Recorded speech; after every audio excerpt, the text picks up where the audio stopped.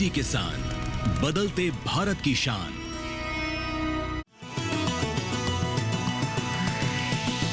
DD किसान, बदलते भारत की शान।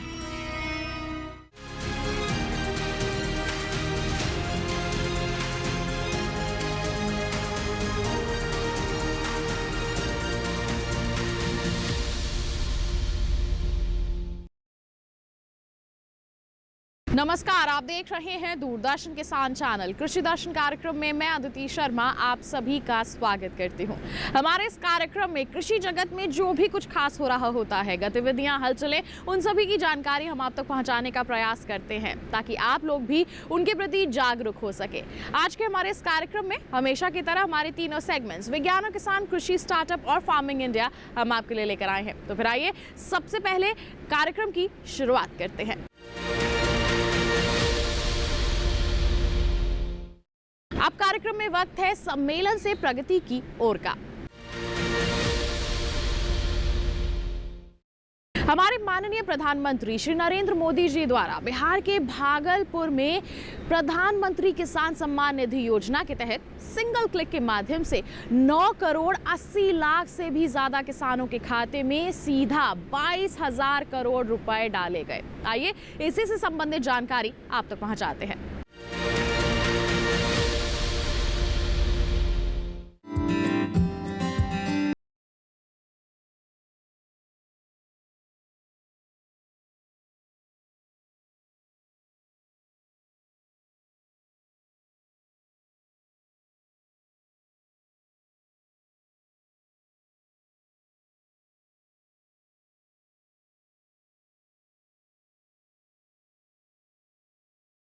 इस समय महाशिवरात्रि की भी खूब तैयारियां चल रही हैं। ऐसे पवित्र समय में मुझे पीएम किसान निधि की एक और किस्त देश के करोड़ों किसानों को भेजने का सौभाग्य मिला है। करीब 22,000 करोड़ रुपए एक क्लिक पर देश भर के किसानों के खाते में पहुंचे हैं।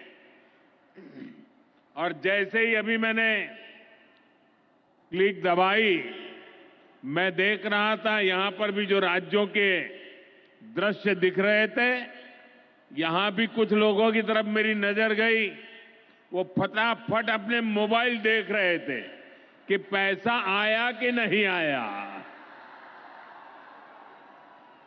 और तुरंत उनकी आंखों में चमक दिखाई देती थी। साथियों, आज जो किसान सम्मान निधि दी गई है, इसमें बिहार के भी 75 लाख से अधिक किसान परिवार है। बिहार के किसानों खाते में आज सीधे करीब 1,600 करोड़ रुपए उनके खाते में पहुंच चुके हैं।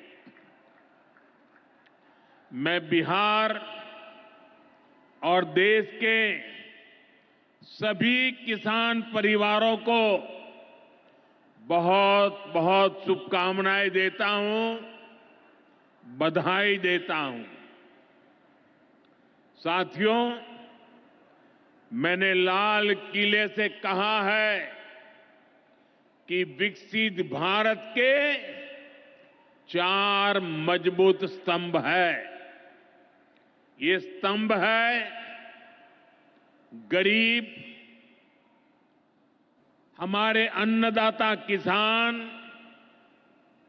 हमारे नौजवान, हमारे युवा और हमारे देश की नारी शक्ति। एनडीए सरकार चाहे केंद्र में हो या फिर यहां नीतीश जी के नेतृत्व में चल रही सरकार हो, किसान कल्याण हमारी प्राथमिकता में है।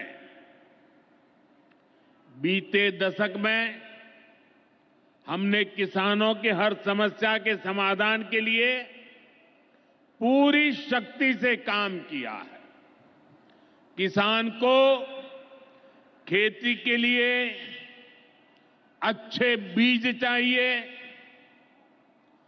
पर्याप्त और सस्ती खाद चाहिए, किसानों को सिंचाई की सुविधा चाहिए, पशुओं का बीमारी से बचाव चाहिए और आपदा के समय नुकसान से सुरक्षा चाहिए।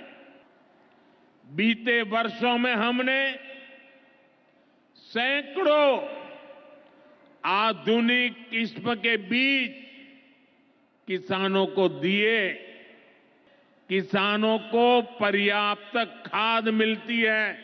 मैं कृषि विभाग की ओर से भी प्रधानमंत्री श्रीमान नरेंद्र मोदी जी का हृदय से स्वागत करता हूं, अभिनंदन करता हूं।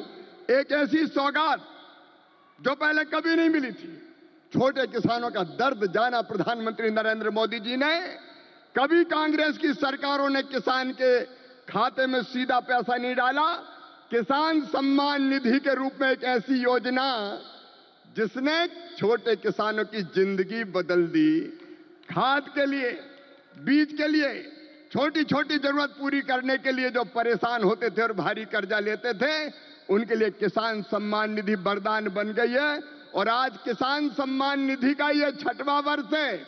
2019 में गोरखपुर से प्रधानमंत्री जी ने किसान सम्मान निधि किसान के खातों में डालना शुरू की थी और 6वें वर्ष आज मैं आप सबसे निवेदन करता हूं, आज भागलपुर आए, एक बार फिर दोनों हाथ ऊपर उठा के तालियां बजा के प्रधानमंत्री जी का स्वागत कीजिए, अभिनंदन कीजिए। कृषि मंत्री के रूप में मैं गर्व से कह रहा हूं, इस बजट में कृषि का जो बजट है वो है 1,27,000 करोड़ रुपया।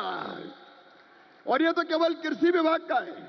ललन सिंह जी, चिराग जी, हम सबके एलाइड जो और संबद्ध विभाग है उनका जोड़ लो तो 1,52,000 करोड़ रुपया।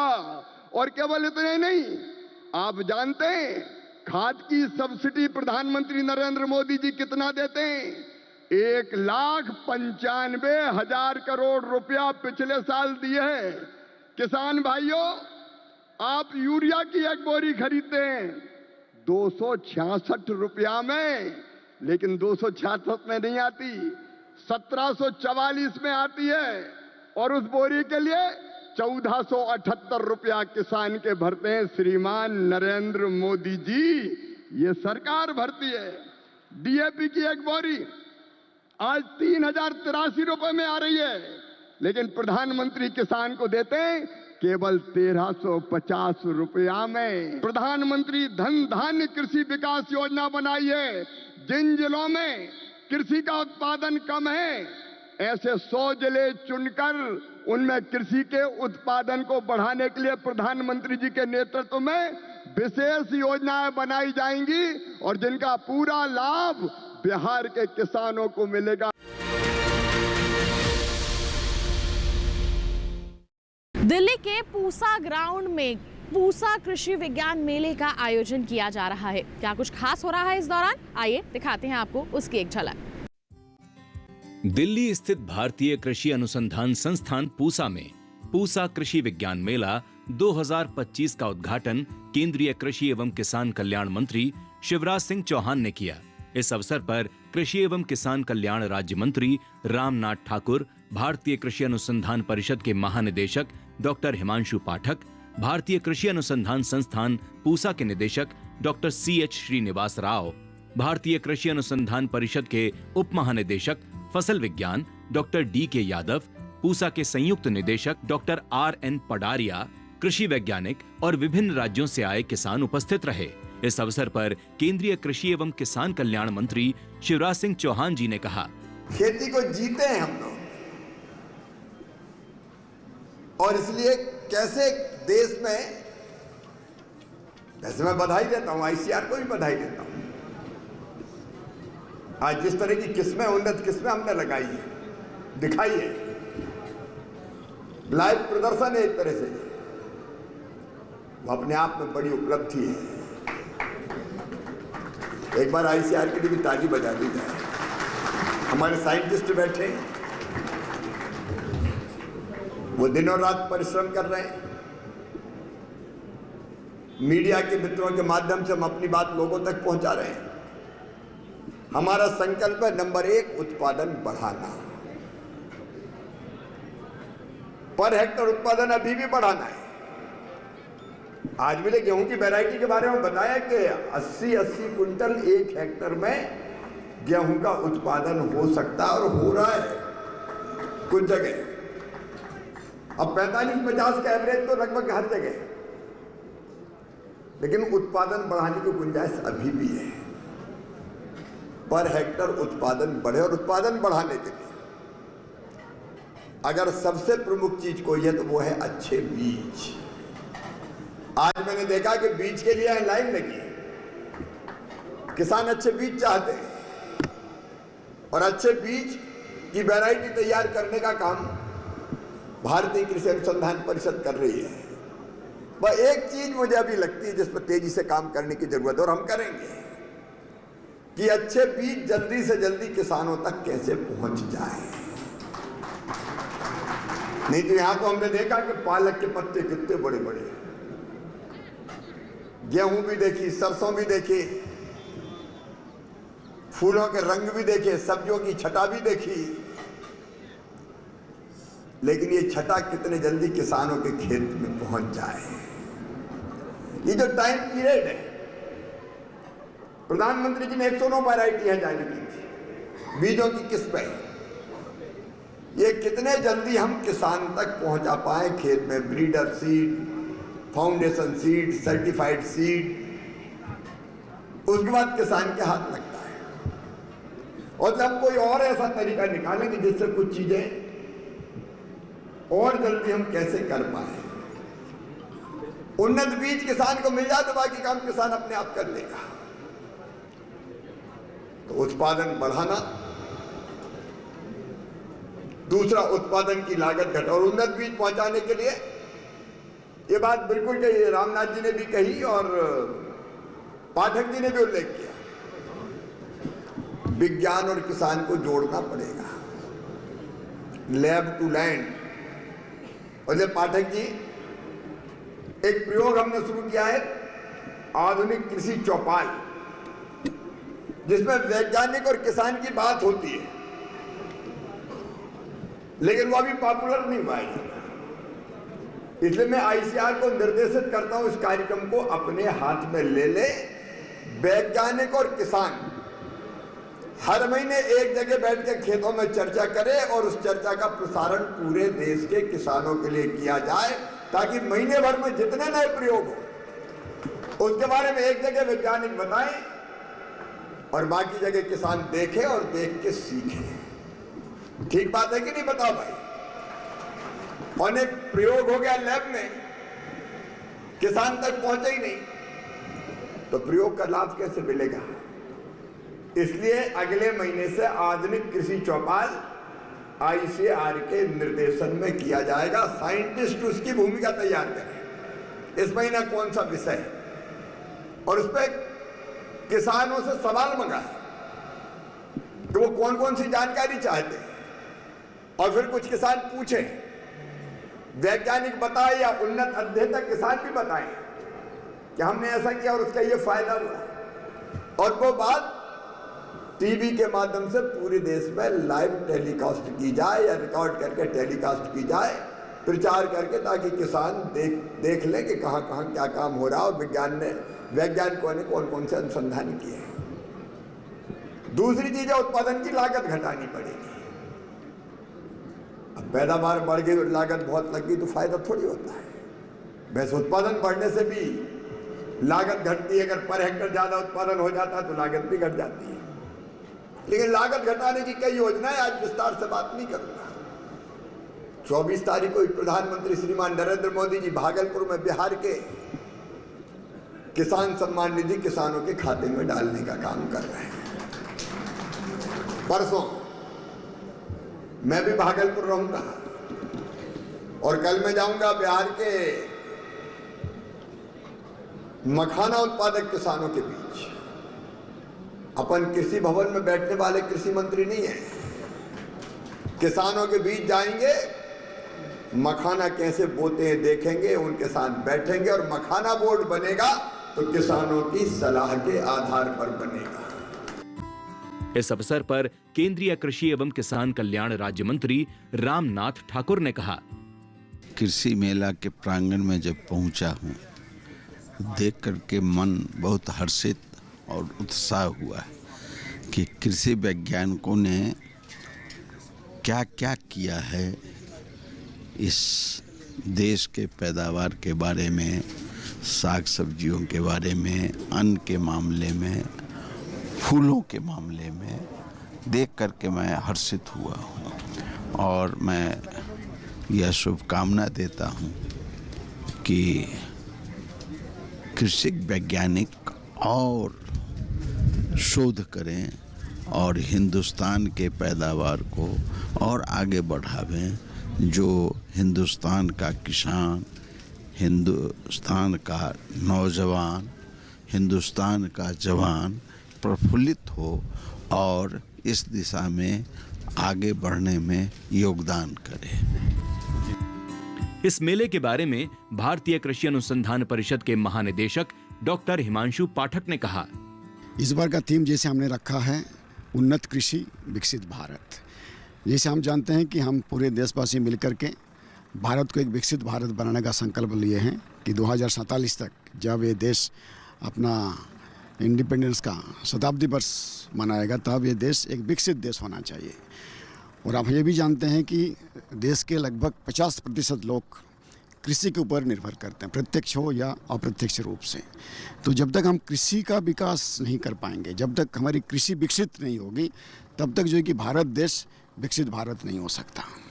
तो ये जो कृषि मेला का प्रधान उद्देश्य एक तो है कि हम किसान और विज्ञान दोनों को साथ साथ लाना चाहते हैं। किसान भी आकर के हमारे यहाँ देखे कि विज्ञान में, कृषि विज्ञान में क्या क्या प्रगति हुई है, क्या क्या तकनीकें आज हमारे पास है, वो सभी चीज़ों का प्रदर्शनी हम यहाँ लगाए गए हैं। पूसा के ही नहीं, पूसा से बाहर भी जितने भी कृषि विज्ञान केंद्र हैं, जो प्राइवेट ऑर्गेनाइजेशन है, जो स्टार्टअप्स हैं, जो NGOs हैं, वो भी अपना अपना जो न्यू टेक्नोलॉजीज़ है उसको यहाँ प्रदर्शित कर रहे हैं। तो हमारे किसान भाई बहन यहाँ आएंगे, उनसे बातचीत करेंगे, यहाँ से जो इनपुट हो सकेगा वैरायटी से लेकर के साथ में लेकर भी जाएंगे और जो भी ज्ञान, जितनी भी ज़्यादा जानकारी वो प्राप्त कर सकें वो हम उनको देने की कोशिश करेंगे। और इसके साथ साथ न केवल हमारे किसान भाई बहनें इसमें से ज्ञान लाभ करेंगे, हमारे वैज्ञानिक गण जो है वो भी जब किसानों के साथ बात करेंगे तो उनसे भी सीखेंगे कि उनकी समस्याएं क्या है, उस समस्या का समाधान हम मिल कर के तकनीकी के माध्यम से किस तरीके से कर सकते हैं। तो ये हमारा मेले का महान मेन हमारे ऑब्जेक्टिव्स हैं।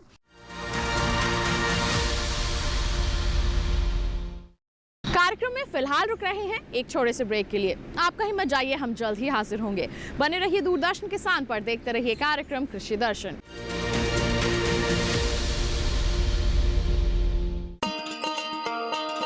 किसान भाइयों गांठ बांध लो, गांठ बांध लो, बात बहुत है काम की, समृद्धि के पैगाम की। मिट्टी के मिजाज को समझो, मिट्टी के हर राज को समझो, मिट्टी की तुम जांच कराओ, मुफ्त सॉइल हेल्थ कार्ड ले जाओ। कभी मुनासिब बीज लगाओ, सही किस्म की खाद ले आओ, जितनी जरूरी उतनी डालो, सही मात्रा खुद पहचानो, इसको अपना मंत्र बना लो, मिट्टी की सेहत को जानो। बात बहुत है काम की, कम लागत अधिक वरदान की। किसान भाइयों गांठ बांध लो, आज ही मिट्टी की जांच कराएं। राज्य सरकार के कृषि अधिकारी से संपर्क करें और मुफ्त में सॉइल हेल्थ कार्ड पाएं। कृषि और किसान कल्याण मंत्रालय द्वारा किसान हित में जारी। अब कार्यक्रम में वक्त है नजर डालने का सेगमेंट विज्ञान और किसान पर।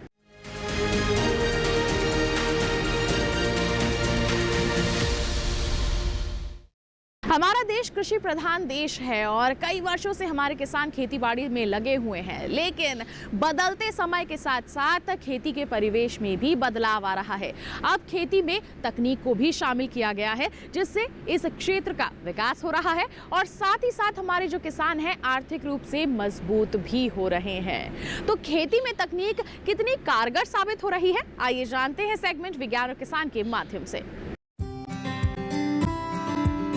मौसम में हो रहे परिवर्तन से फसल को बचाने के लिए समय पर कटाई और मढ़ाई कर लेनी चाहिए, ताकि फसल को किसी प्रकार का नुकसान न पहुंचे। किसान भाई अगर परंपरागत या पुराने यंत्रों से रबी फसलों की कटाई मढ़ाई का काम करते हैं तो इसमें कई तरह की मुश्किलें आती हैं। साथ ही समय व श्रम भी अधिक लगता है। आधुनिक कृषि यंत्रों से कटाई और मढ़ाई का काम करना ही किसान भाइयों के लिए फायदेमंद होता है। इन कृषि यंत्रों की सहायता से काम आसान हो जाता है, साथ ही समय व श्रम दोनों की बचत होती है। ऐसे में इन यंत्रों की उचित देखभाल और रखरखाव की जरूरत होती है। तैयार रबी फसलों की कटाई और मढ़ाई में इस्तेमाल किए जाने वाले कई यंत्र हैं, जिनमें स्वचालित कंबाइन हार्वेस्टर, स्वचालित वर्टिकल कन्वेयर रीपर, ट्रैक्टर चलित वर्टिकल कन्वेयर रीपर और ब्रश कटर प्रमुख हैं। इन आधुनिक मशीनों द्वारा तैयार फसलों की कटाई मढ़ाई से लेकर गहाई, साफ सफाई, खरपतवार निकालना सहित दानों को एकत्रित करने का काम भी किया जा सकता है। ये सुविधाजनक उपकरण किसान भाइयों के काम को आसान बनाने में बहुउपयोगी हैं। ऐसे में कृषि यंत्रों का उचित रखरखाव करना चाहिए, ताकि इन कृषि यंत्रों को कोई नुकसान न पहुंचे और वे बगैर खराब हुए लंबे समय तक खेती के कामों में इस्तेमाल किए जा सके। कटाई और मढ़ाई के कामों में उपयोग लाए जाने वाले इन कृषि यंत्रों को काम खत्म होने पर अच्छी तरह से पोंछकर और सुखाकर सुरक्षित स्थान पर रखना चाहिए। काम से पहले और काम के बाद में यंत्रों के नट बोल्ट की जांच कर लें। इन यंत्रों के घूमने वाले हिस्सों में मोबिल ऑयल और ग्रीस जरूर डालें। साथ ही समय समय पर साफ सफाई का भी विशेष ख्याल रखें। जहां तक हो सके काम खत्म होने पर मशीनों को ढक कर रखें। किसान भाई अपने कृषि यंत्रों का उचित रखरखाव करने से इन कृषि यंत्रों का बचाव करने में सफल हो सकेंगे और पूरे साल इन यंत्रों का इस्तेमाल खेती में कर अधिक से अधिक लाभ उठा सकेंगे।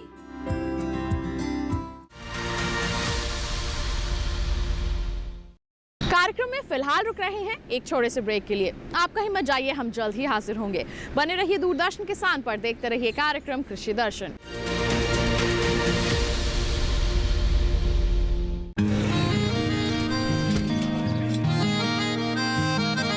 क्या बात है भाई, आजकल तो काफी खुश नजर आ रहे हो। क्यों ना हो, अब मैं ऑर्गेनिक खेती जो कर रहा हूँ ये पूरा प्राकृतिक है, ऑर्गेनिक है। इसमें हमारे खेत, हमारी फसल और हमारी जेब सब फायदे में होते हैं और इसमें लागत भी कम है। जी हाँ, आप भी ऑर्गेनिक खाद का प्रयोग करें, अपनी फसल और मिट्टी को तंदुरुस्त बनाएं और आपकी आमदनी में इजाफा करें। अधिक जानकारी के लिए किसान call centre toll free number 1800-180-1551 पर कॉल करें और लॉग ऑन करें kisan.gov.in और farmer.gov.in। कृषि और किसान कल्याण मंत्रालय द्वारा किसान हित में जारी।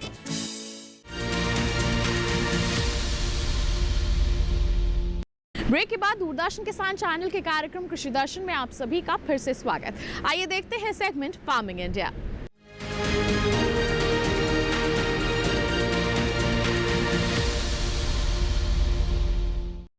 आज फार्मिंग इंडिया सेगमेंट में बात होगी प्रधानमंत्री कृषि सिंचाई योजना के बारे में। हमारी सरकार ने इस सोच के साथ इस योजना की शुरुआत की थी कि जल का संरक्षण किया जाएगा, वर्षा जल जो है उसका संचयन किया जाएगा ताकि जल को बचाया जा सके और खेती बाड़ी में बेहतर तरीके से उसका इस्तेमाल किया जा सके। हमारे कई किसान इससे जुड़े और लाभान्वित भी हुए हैं। अगर अभी तक आप इससे नहीं जुड़े हैं तो आइए इसके बारे में विस्तृत जानकारी आप तक पहुंचाते हैं फार्मिंग इंडिया सेगमेंट के माध्यम से।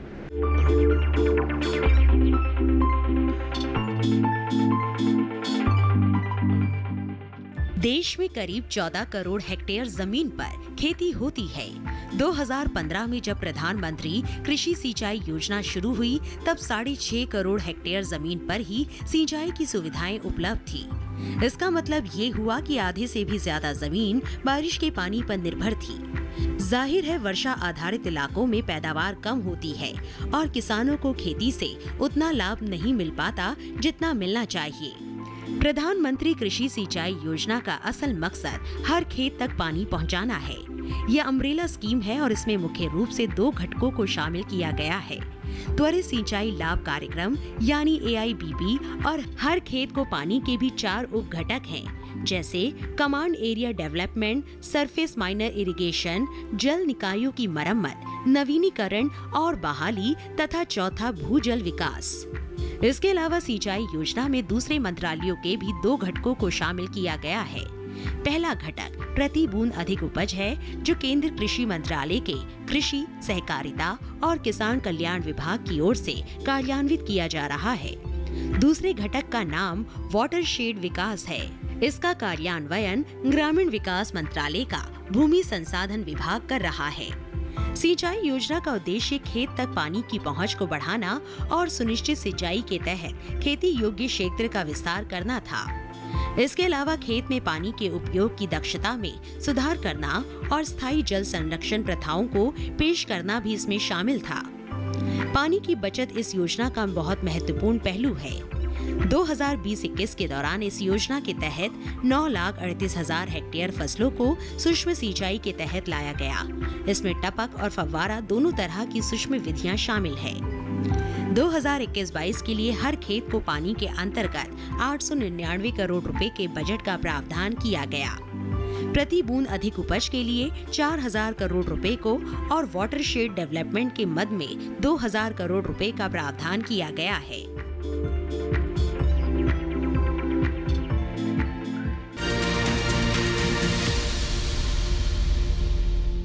तो ये था सेगमेंट फार्मिंग इंडिया। इसी के साथ बता दें आज के कार्यक्रम में बस इतना ही। उम्मीद करते हैं जितनी भी जानकारियां आज के कार्यक्रम के माध्यम से आप तक पहुंचाई गई सभी आपके लिए फायदेमंद साबित हुई होंगी। साथ ही आपको बता दें, कोई सवाल है, कोई सुझाव है आपके पास जो आपको हम तक पहुंचाना है, आप हमें ईमेल कीजिए। krishidarshanddd@gmail.com हमारी ईमेल ID है। आप हमें पत्र भी लिख सकते हैं। पता है हमारा कृषि दर्शन, कमरा नंबर 58, CPC दूरदर्शन, खेलगांव, नई दिल्ली 110049। और एक और विशेष जानकारी आप तक पहुंचा दी जाए कि दोबारा देखना चाहते हैं हमारा ये कार्यक्रम, तो टीवी स्क्रीन पर दिखाए जा रहे इस QR कोड को आप स्कैन कर लीजिए, सीधा पहुंच जाएंगे हमारे YouTube चैनल पर। तो किसान भाइयों बहनों, इसी वादे के साथ अगले अंक में हम फिर होंगे हाजिर कुछ नई और महत्वपूर्ण जानकारियां लेकर। तब तक के लिए हमें दीजिए इजाजत, लेकिन आप बने रहिए दूरदर्शन के साथ पर। नमस्कार।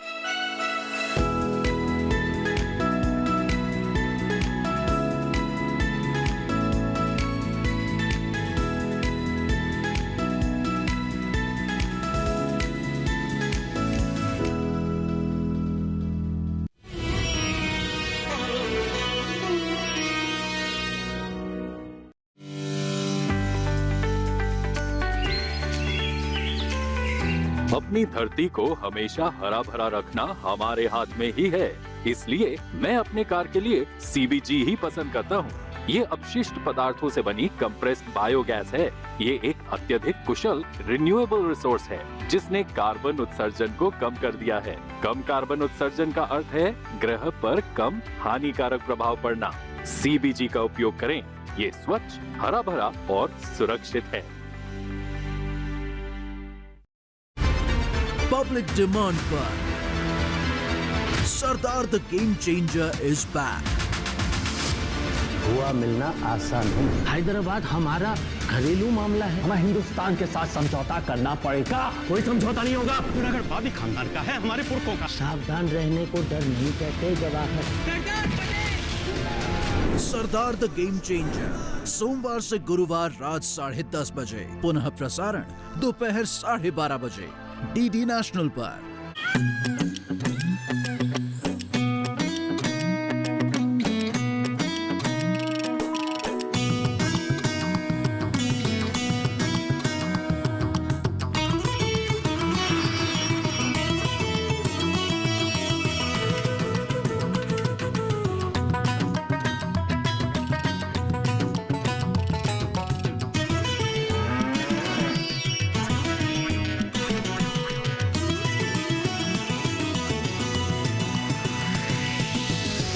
किसान, बदलते भारत की शान।